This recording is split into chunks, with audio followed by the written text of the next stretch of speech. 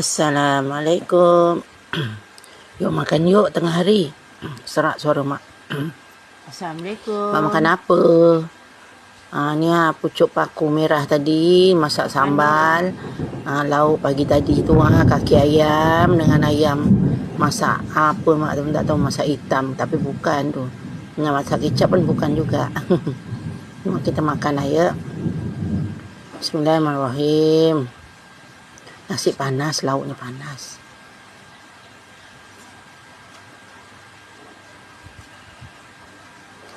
Dekat sini guruh je. Guruh tempat lain, hujan tak juga. Kat sini kan kemarau, tapi hari tu beberapa hari tu adalah hujan sekali-sekali Jangan sampai tak ada air.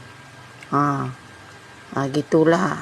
Kat sini kan pekampung mak ni kan, tempat tinggal mak ni kan jauh ke dalam. Bila jauh ke dalam, kalau ada air macam perayaan tu, memanglah kita tak dapat air.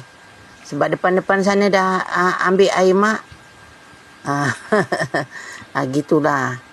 Jomlah kita makan. Apa je lauk ni, masih panas lagi. Melecut dengan tu. Dengan kaki ayam. Kaki ayam juga direbus lembut. Selembut hatiku. Gitu. Makan ayak. Mak sambung makan dulu. Assalamualaikum. Tapi mak ni nak cakap Jawa sebetulnya. Tapi Google tak boleh translate ke Melayu tau. Jadi kena faham lah. Teringin mak nak cakap Jawa sebetulnya. Tapi tak boleh. Ada yang kena pembatasan apa gitu. Sebab Google tak boleh nak translate. Macam mana? Sekali-sekali boleh lah. Campur-campur gitu. Ada orang tak faham.